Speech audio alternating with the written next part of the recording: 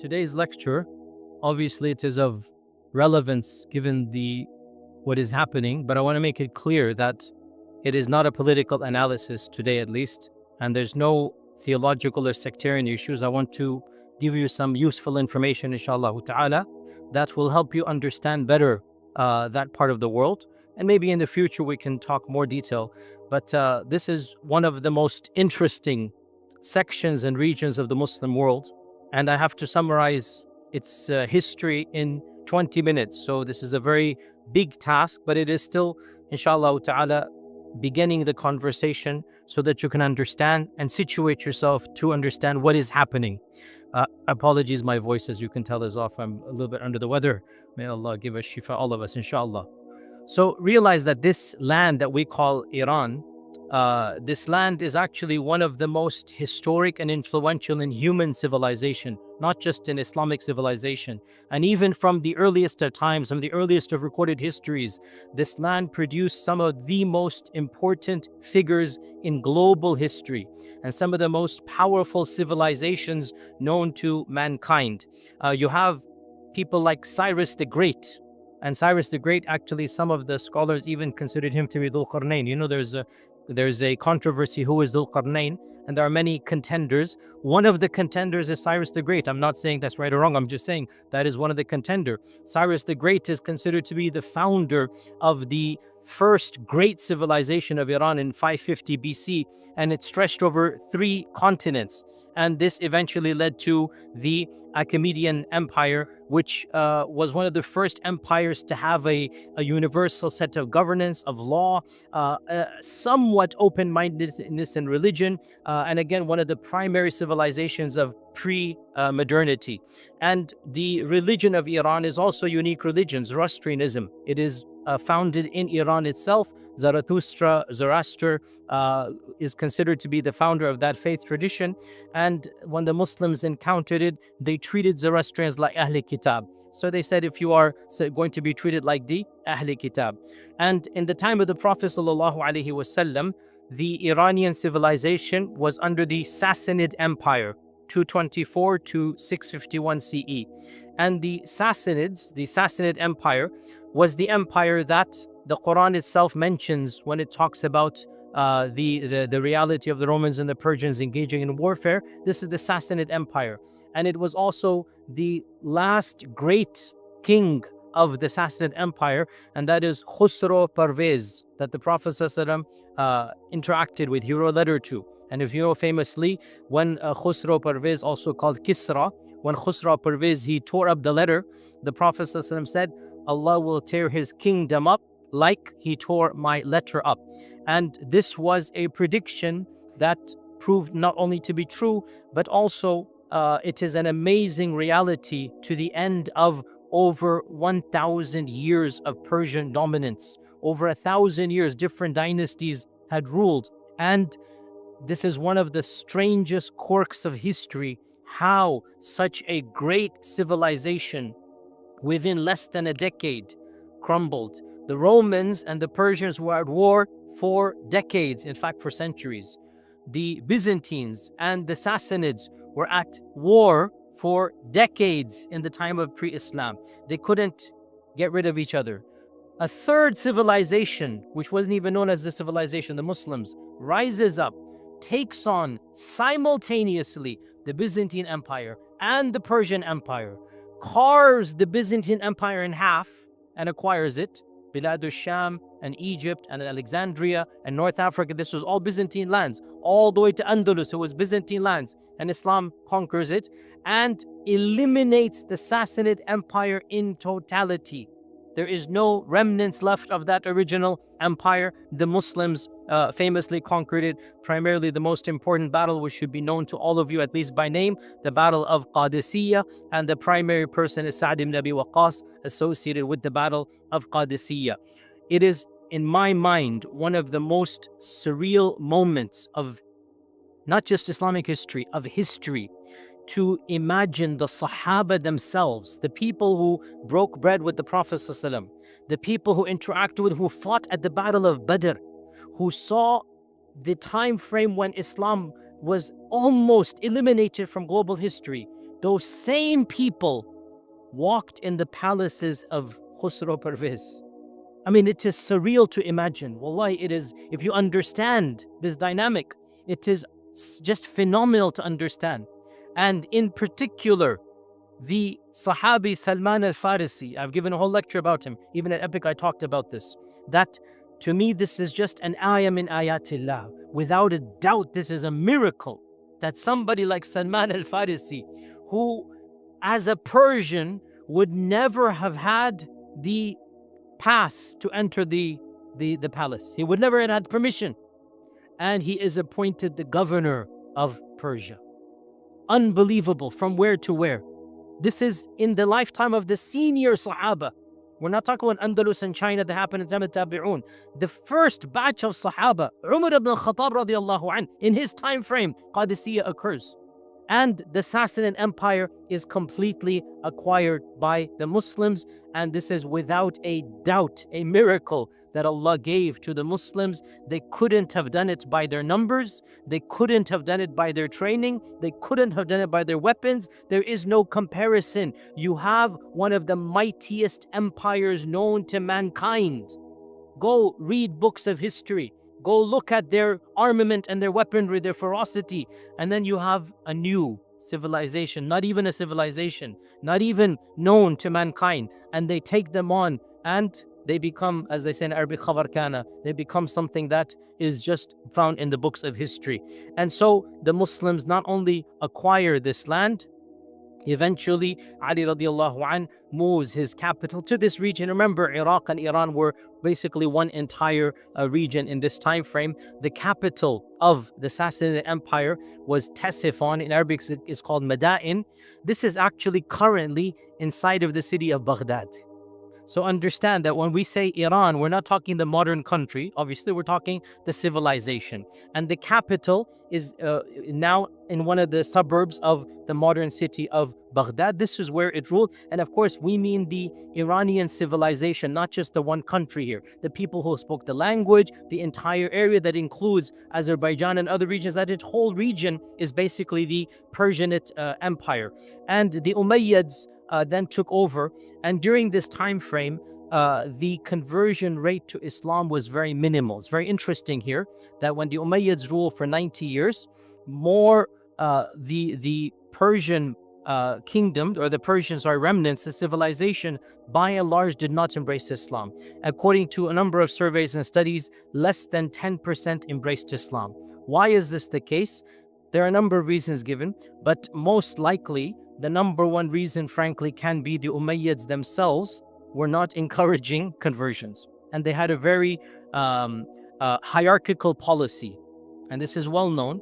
And when the Abbasids began their revolt, they actually allied with the Iranian converts. The Iranian converts and the other Muslim converts from non-Arab backgrounds, they were the main bulk of the Abbasid supporters. Why? Because one of the slogans of the Abbasids was that the Mawali are the non-Arab converts, are going to be treated the same as the Arabs, which is of course Islamic.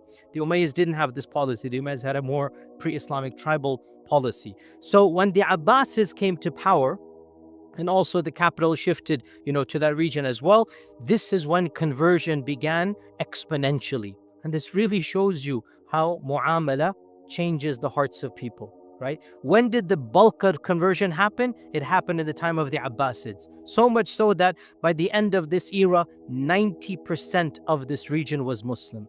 As is the case around the Muslim world, there was no forced conversion. We thank Allah, there has not been a single case of civilizational forced conversion anywhere. Whether it was in Egypt, whether it was in Andalus, in North Africa, in Bilad al-Sham, in Iran, there was never forced conversion. Yes, conversion is incentivized. Yes, you get perks, tax benefits. We're not going to deny that. But nobody's putting a sword and saying convert or die. This is just a myth.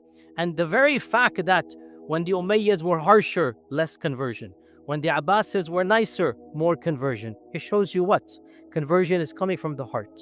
Conversion is coming when people see the beauty and the good, and then they them embrace Islam. So by the end of the Abbasid time frame, we have estimates now. These are all modern surveys done. Up to 90% of the population had now embraced Islam. You can see almost 100% Muslim. As in all cases, there are pockets to this day. Egyptians are 10% Copt.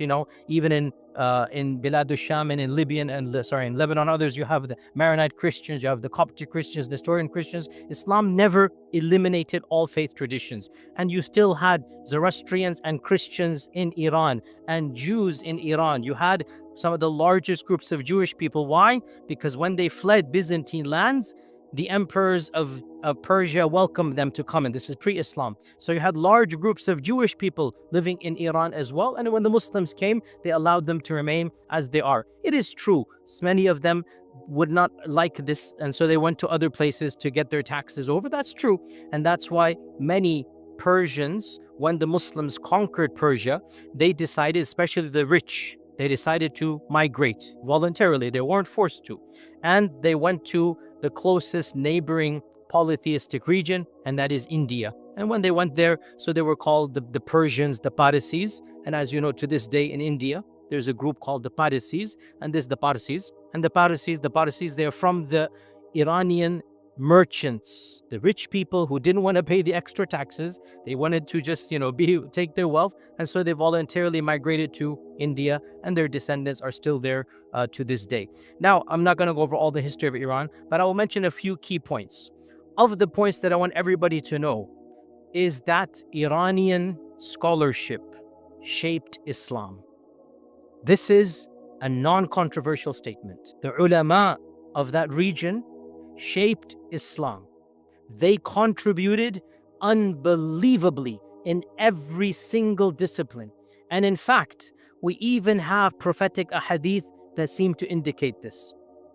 It is said, and these ahadith are found in Tirmidhi and in Mustadrak of al-Hakim and in other books, that the Prophet was sitting with Salman al-Farisi, and he said, لو أن العلم في الثريا لتناوله رجل أو رجال من أهل فارس من أبناء فارس. And in one version he pointed to Salman and he said من قوم هؤلاء, that if knowledge were placed in the farthest stars, people from Persia. And in one hadith, Salman al-Farsi's people would go and get that knowledge. And this hadith is in Tirmidhi and other books as well. And a number of scholars have considered to be authentic.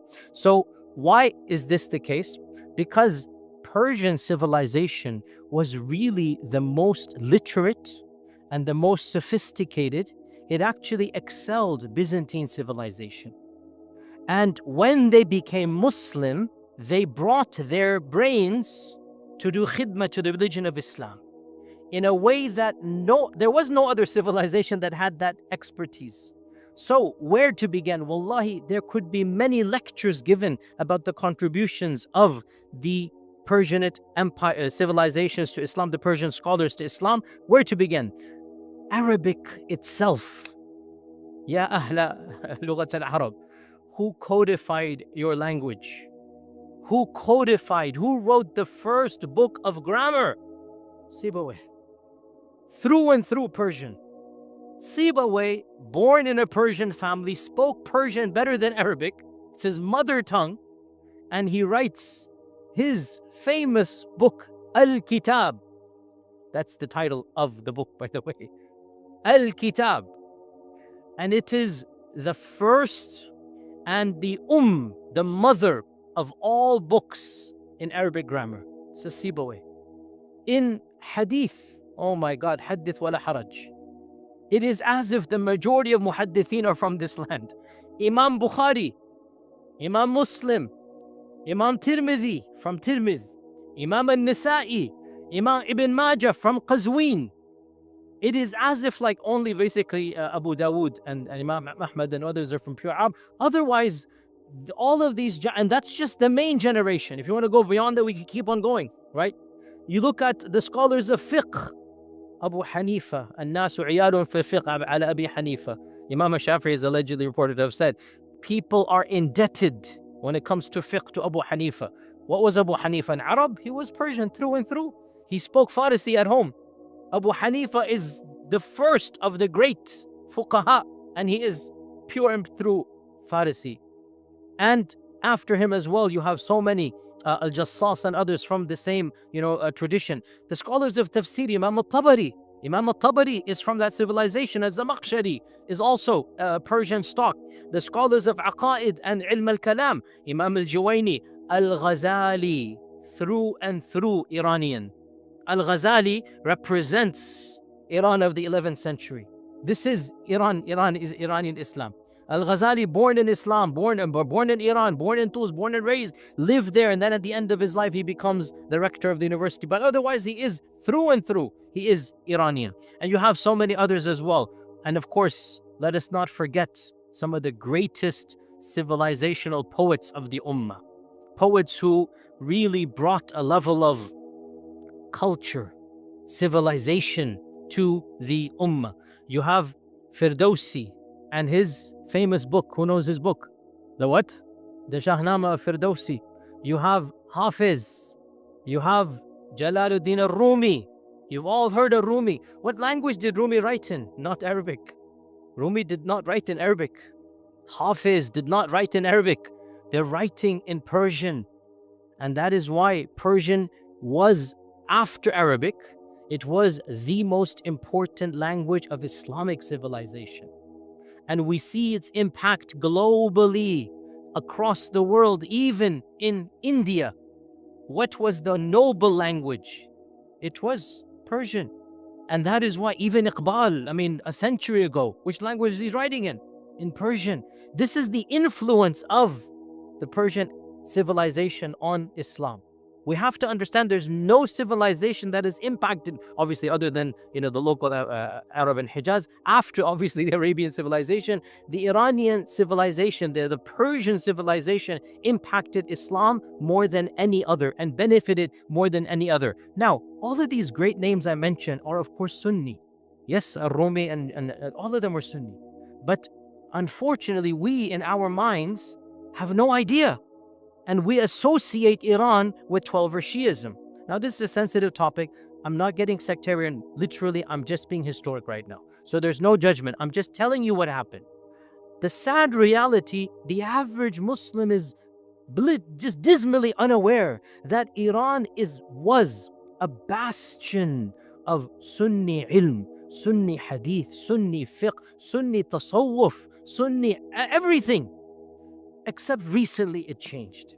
And most people don't understand the debt we owe Iranian or Persian civilization. I just give you some of the names. There's so many more as well, by the way. So what happened? How did Iran become Twelver Shia?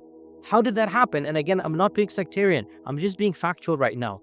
This is literally Allah's qadr because of one man. One man. Of course, he founded a dynasty, but it is one man. One person made this decision and enforced it. And that is Ismail as-Safavi. Ismail as-Safavi. This is the person whose name you need to know when it comes to this reality. And this is relatively yesterday, 1501 CE, 500 years ago, right? For the bulk, 1,000 years, Iran was a bastion of Sunni ilm and of Sunnism. Shi'ism was not associated with this region. It was associated in small pockets in Kufa, and in other places. There was a small area as well in Lebanon. It was associated with Tashayyu' from the beginning of time, especially Kufa. It was Eastern Iraqi phenomenon. Iran had nothing to do with Twelver Shiism. It was only recently. What happened? Long story short, it's a bit complicated, but the founder of this dynasty, Ismail al-Safavi, the Safavid dynasty, actually, the origins of this family have nothing to do with Iran even, believe it or not. His father, Ismail al-Safavi's father, was the founder of a messianic, cultish, extremist, Shiite, Sufi, jihadist tariqah. All of those adjectives. Literally, I'm not exaggerating. It was a bizarre cult called the Qizilbash. The Qizilbash. His father, Ismail's father, founded it. They were not mainstream 12 or Ja'faris. They were not. They were their own version of Islam. If you want to look up the Bektashis, they were similar to them. If you want to look up the Turkish Alevis, they're similar to them. These are some, just esoteric group. They're called the Ghulat groups. They're a different strand. And his father, Ismail's father, founded a messianic end of times, cultish, giving bay'ah just to me, blind following, jihadist, like we're going to fight everybody that doesn't follow us, Sufic, yes, they were in their own version Sufic, and Ghulati Shi'i order called the Qizilbash. And more is messianic figure. People flock to him. They would wear a bizarre turban, and that's why they got the name Qizilbash from. It's like a red turban. They would have it. And the term means red turban with 12 prongs. So Qizilbash is what they would wear. And in one of these battles, his father died. So the group took his young son and they said, you are the next Mahdi or messianic figure because you're the son's father. You're the father of your son. So they took him far away and they protected him. They obeyed every order of his. They treated him almost like a demigod even as a child. So he grew up with these bizarre notions in his head. When you're treated like this, even as a 7, 8, 9-year-old, when you're given those, importance, he felt himself divinely, not just protected, not just guided, appointed. And there are reputable, authentic reports that indicate he felt he is the Mahdi. He felt he is the Imam al-Ghaib of the Shia. And in fact, it is quite clear, he even said he is the return of Imam Ali himself. He had these strange beliefs. So he is not mainstream 12er. He is not your traditional 12er Shia. He is his own version. At the young age of 12, 13, whatever, he then says, Khalas, we're going to go and conquer the world. And he gathers his followers because they have put him on the pedestal, so they actually follow him through. And because they're fanatical warriors, and whatever the politics and the political situation, the weaknesses of the time, he manages to actually conquer a large, not he with his generals, with his large army, he conquers what we now consider to be the land of Iran. And when he enters the famous city of Tabriz, which is in Iran, Tabriz, when he enters Tabriz, he then announces himself for the first time in 2,000 years. The term has never been used. He says he is the Shah of Iran. Now, who used this term in the past? No Muslim ruler. This was something Cyrus used. This is pre-Islamic. This is not something any Muslim ruler ever used. This is a term that has nothing to do with our faith. The first Shah of Iran in the Muslim time frame is this guy Ismail al-Safavi. And at the age of 14, 15, he publicly declares, from now on, we are going to have 12er Shi'ism as the state religion. His advisor said, don't do this. You are going to the people are not Shia. This is where he said, no, Allah has sent me. I am the chosen of Allah. Allah has designated me. I am the Mahdi al-Muntadhar. I am this and that. And I will enforce 12er Shi'ism. How? This is when, again, I'm not being sectarian, but I mean, it will come off as criticism because it is criticism. What happened should not have happened. But I don't mean to inflame sectarianism simply by describing the past. One of the most brutal cases of religious forced conversion in human history took place right now. This is a reality that most people are unaware of, but it needs to be said. And any fair-minded person, I would hope, even if they're 12er Shia, I would hope they would say, this should not have been done. Even if you think that is right, the way he went about doing this is one of the most brutal mechanisms in human history. What did he do? Literally at the age of 4, and he's 14, so remember, because he's so young, fanatical, and he's been treated his whole life the way he does, so he issues a decree that immediately, henceforth, all Sunni masajid will become Shi'i. All Sunni madaris either shut down or become Shi'i. Every khutbah will have a section in it where, astaghfirullah for even saying this, Abu Bakr, Umar and Uthman radiallahu anhum, we will give la'na, tabarru from them. Tabarru. And we will force all of the senior scholars to publicly do the same. And if they don't, they shall be imprisoned, jailed, or executed. And we will convert the system from being Sunni fiqh to being 12 Ja'fari fiqh. And by the way, one thing is interesting. He kind of understood he couldn't import his extremist version of Shi'ism. So the closest thing that he could think of was at least 12 Shi'ism. Because 12 Shi'ism at least had some fiqh and some, whereas his version or whatnot was absolutely unique in this regard. And this is a political statement as well. Why? Because he wants to break clear of the Ottoman Empire and of the entire, he wants full independence. He wants no ties with anybody else. How are you going to do that?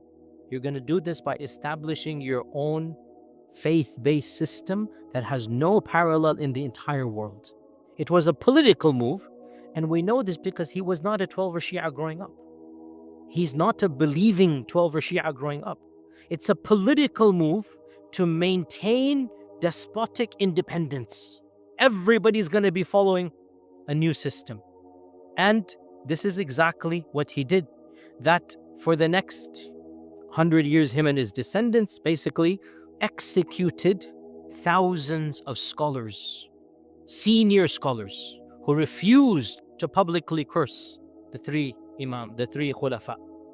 They exiled or forced exile, or the people themselves had to flee for their lives, hundreds of thousands of people. They imprisoned tens of thousands of opposition and Sunni imams, and there were no Shi'i scholars, or very few. So what are they going to do? I mean, there were no in Iran. What are they going to do? They began importing senior 12er clerics, especially from what we now call Lebanon, in a place called Jabal Amil. So Al-Amili family, they came. Ali al-Karaki, Zainuddin al-Amili, these are famous 12er Shia scholars of a particular strand of Shi'ism. By the way, many Sunnis are unaware. Just like Sunnism, when we say Sunni, I mean, there's like a gazillion movements within Sunnism, right? Understandably, 12er Shi'ism also has many movements within it, many understandings. And so it's interesting that the version that is found in Iran basically is this type of overall fikr, which goes back to whom the Safavids imported. The Safavids brought in groups of clerics from this region, especially of Al-Amil region, and these people then were given full license. The country is yours theologically. Do what you will. So they instituted curriculums. They built madaris in Isfahan, in Qazwin, in Tabriz, some of which are still standing to this day. They began training their own scholars, and they effectively banned Sunnism. One simple statistic: in 1500 CE, Shi'ism was less than 5% of Iran. Just like with every city, there must be some, less than 5%. Within 100, 150 years, Shi'ism becomes 95%. This is a simple statistic. And this should not have happened. But this is why Iran is now 12er Shi'i. Because the Safavids politically wanted to break away, and they wanted full independence, and they wanted theologically no ties with the rest of the Ummah. Understandably, the rest of the world was not happy with this, especially the Ottoman Empire. The Uthmani Khulafa were extremely incensed and enraged, and the Ottomans and the Safavids went to war multiple times. There was extreme rivalry, there was geopolitical competition, there were a number of military confrontations, even senior famous Suleiman al-Qanuni, others of the Ottomans, they have famously harsh remarks against the Safavids. They decried the execution of these ulama. They considered the Safavids to be like the work of the devil. And modern historians say, and there's really an element of truth, I don't mind saying this, that there's an element of truth. Modern historians and political analysts say the hatred between these two dynasties kind of sort of still remains to this day in much of the Sunni Shia rhetoric, i.e., the Sunni Shia hatred that we see in our times. Yeah, it's always existed to a certain extent. As you know, I'm not sectarian. We have to disagree without violence. This is my stance all the time. I don't agree with their theology at all, but in the end of the day, we should not be physical against another person if they're not physical with us, and we have to be careful about fomenting extra hatred. And the fact of the matter is, in many times of Islamic history, that was the reality across the world. Why is there so much animosity between modern Sunnis and Shias? There is a theory which has a lot of legitimacy, that this actually goes back to the Safavid or Uthmani conflict, that the scholars of both began extra sectarianism against the other. Because there's this war going on, because there's actual battles going on, so that kind of sort of remains to this day. And if you look at it, some of the senior people that are quoted by both sides, they go back to this era, that there's a lot of animosity during this time frame. Nonetheless, so this is where it became Shi'i. Let's skip over the next 400 years, the Nader Shah reign and the Qajar dynasty. Let's get to modernity and then finish off, inshallah ta'ala. So in 1921, the end of the Qajar dynasty, one of the modern military generals or our young army officers, his name is Raza Shah. He overthrows the last of the Qajar kings and he establishes the Pahlavi, the Shah dynasty. He establishes the Pahlavi dynasty. And World War I happens, World War II happens, and in World War II era, the Iranian people, they seem to gravitate towards freedoms, democracy. They want to make the Pahlavi king nominal, just like the Queen of England or the King of England now, and form a democracy. And that's actually what happens. They form a parliament. So the Iranian people now, there's a new excitement, there's a new world post-World War II, and they elect the only free and fair elections in the history of Iran in 1951. This is very important. The only free and fair elections where the people are voting, candidates are saying who's going to be, and they elect their prime minister, and his name is Muhammad Musaddiq. And by all accounts, Muhammad Musaddiq is without a doubt, he's very educated. He is a genuine leader who loves his people. There's no question. Go read his biography. He really wanted good for his people. And he realizes one of our biggest problems is our oil is controlled directly by British Petroleum, BP.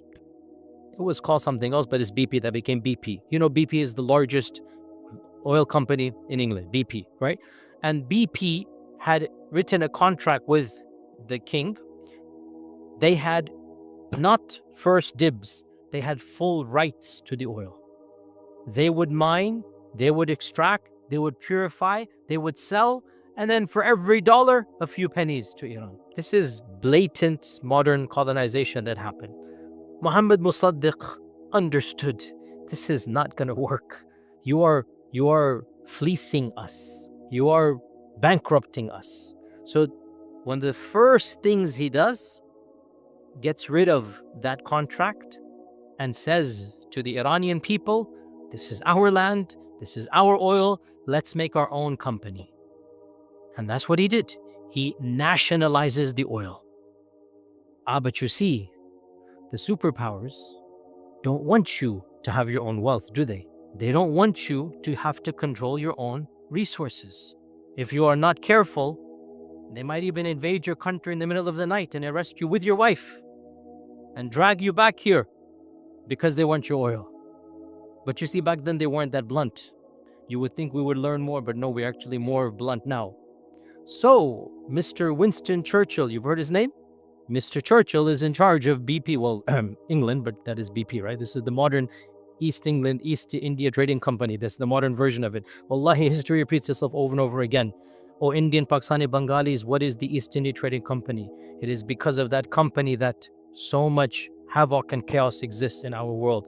And what was it? It was an extension of the British Parliament.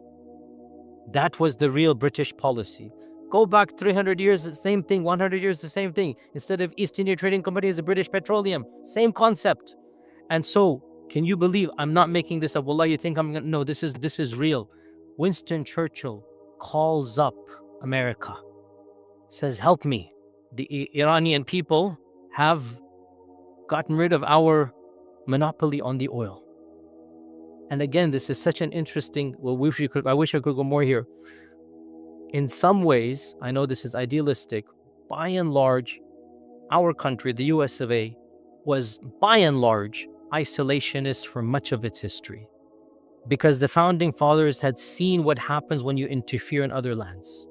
And they didn't want that. So the spirit of isolationism, that's why World War I, America had to be dragged in. They didn't want to be involved. To the very end, and even that, they say was engineered, but khair, it is what it is, right?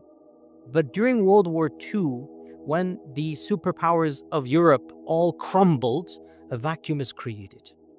And it is that vacuum in which America now, we're seeing now, to be honest, many people are saying the decline has long begun, but that's a separate story altogether. Empires take centuries to decline, decades to collapse. And we're beginning to see this reality now. So in this point in time, America is still somewhat of a neutral player, somewhat, relatively speaking. And Winston Churchill, because of World War II, is bankrupt. He doesn't have the resources that are needed.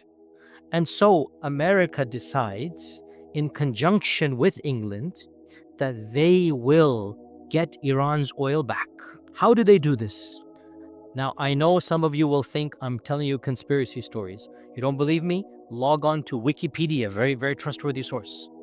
Log on to any website, go read any academic book. I'm going to tell you the absolute truth. There is no conspiracy. In fact, the original documents are also available in this regard. World War II had seen the creation of a new entity here in America. It was called the Central Intelligence Agency, the CIA.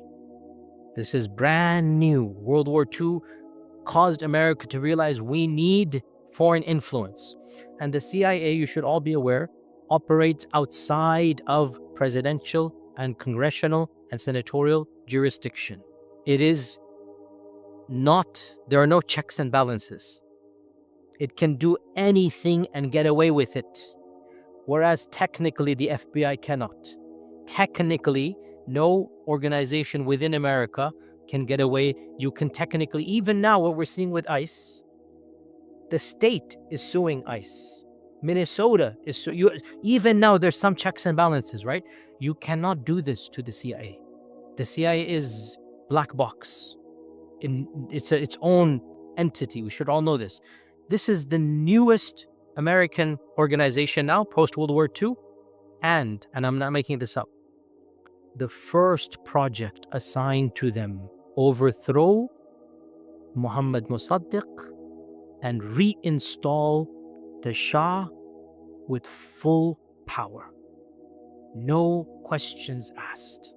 Get rid of democracy, get rid of the parliament, and get the oil back. This was the task handed to the CIA. I'm not making the wallah, I'm not making the, go read this. And this is called Operation Ajax, AJAX. Go look this up. Operation Ajax. So, long story short, in 1951, 52, 53, all of this time frame, Operation Ajax, along with some help from the British, but this is primarily an American thing. Here's the irony. The Brits called the Americans, wanting the Americans to help to get the oil back to the Brits. But of course, when you call in the big bully wants his share. And in fact, why would he give you any share? So I don't know how Churchill reacted when that, but it was not, in any case. So the CIA begins funding specific mechanisms to start fomenting the perception of hatred against Mossadegh.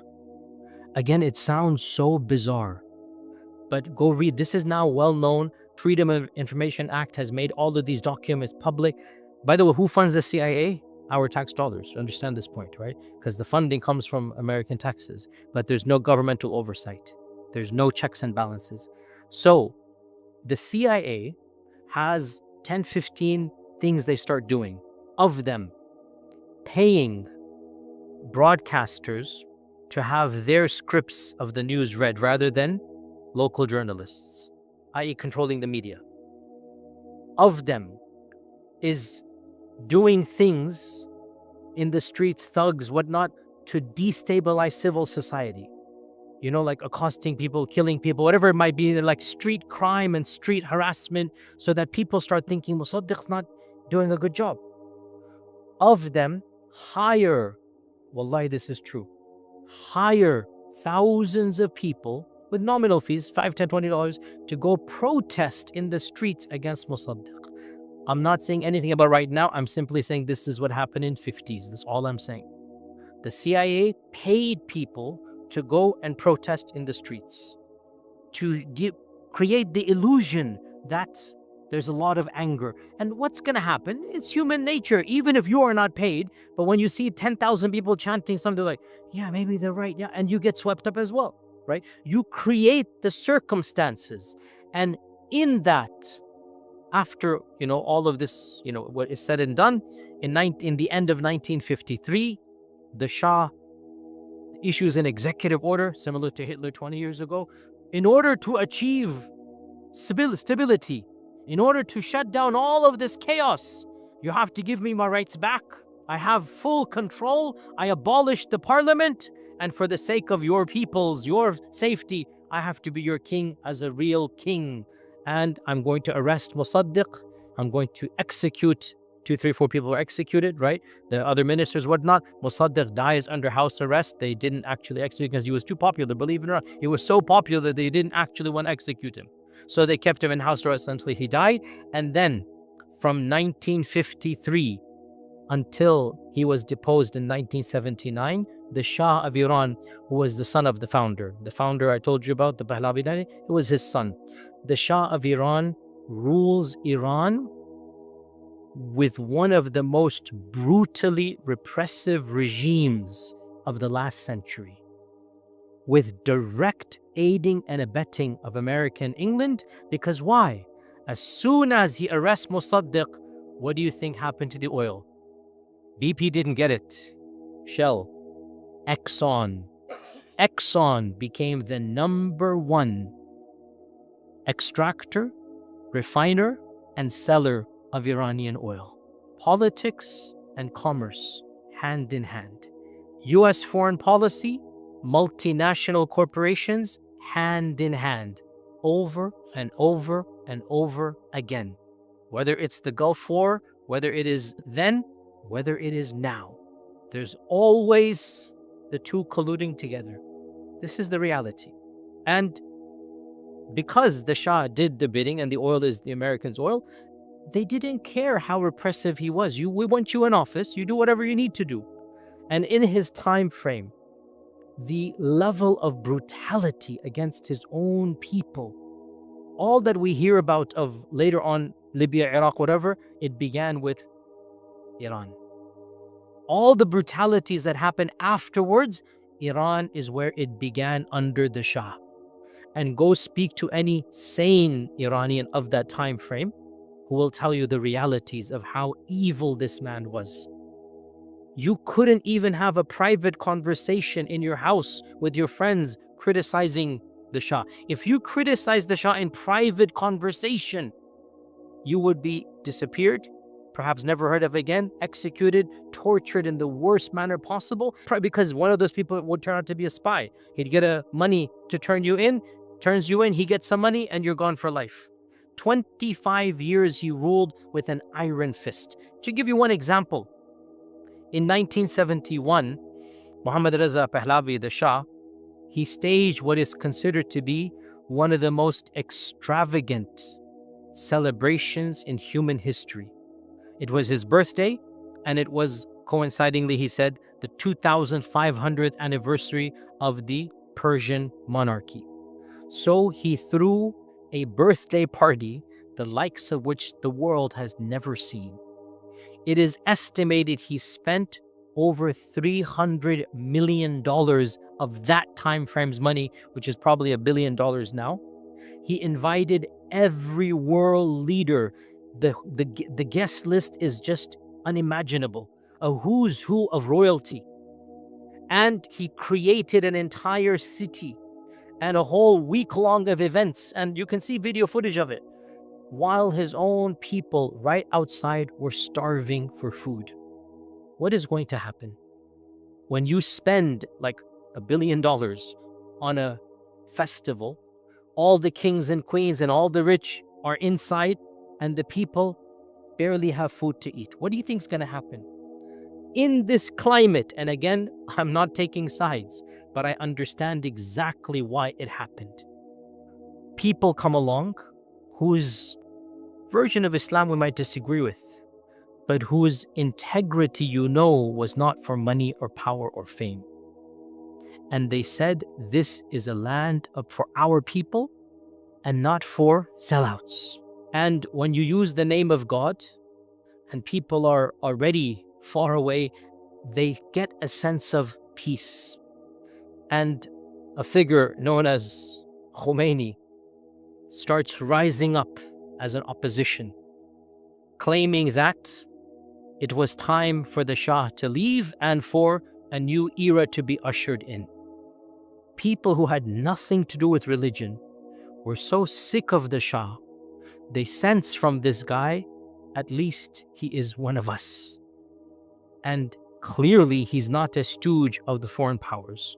Again, we have our strong disagreements theologically, but understand, in the late 70s, the average Iranian was pro-Khomeini. Understand this point. Even if they weren't pro-Shia, unbelievably. The two had nothing to do with each other. And when you look, I want all of you to look at the video footage of when Khomeini returns from Paris in exile, because it was him who became the voice of the opposition.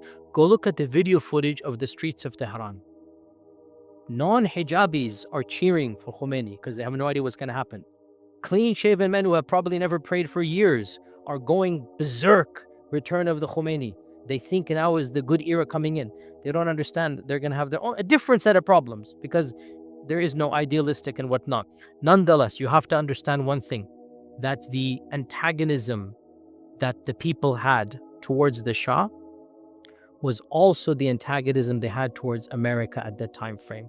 Those of you older than me, I barely remember this very vaguely as a child, the 1979 takeover of the embassy. It didn't come out of thin air. There's no justifying, but understand why were people angry? Because that was the time when the reality of the coup of 1953 became public knowledge.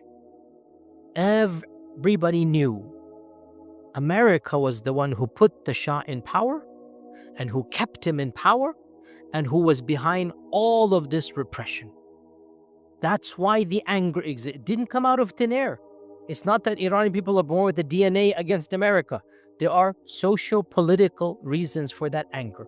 And that anger was manifested in what happened with the takeover of the embassy. And of course, Jimmy Carter lost his presidency because of that. Again, it's interesting how it all relates together.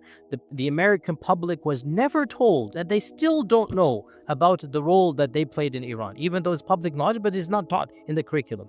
And one thing leads to another. But here's the point I want to conclude on this. Whenever people rule in the name of Islam, their policies become equated with the religion of Islam. It is never a wise thing to do this. We see this reality around the globe, whether it's in Sunnism or it's in Shiism. When you rule in the name of Islam, any mistake you make is associated with the religion.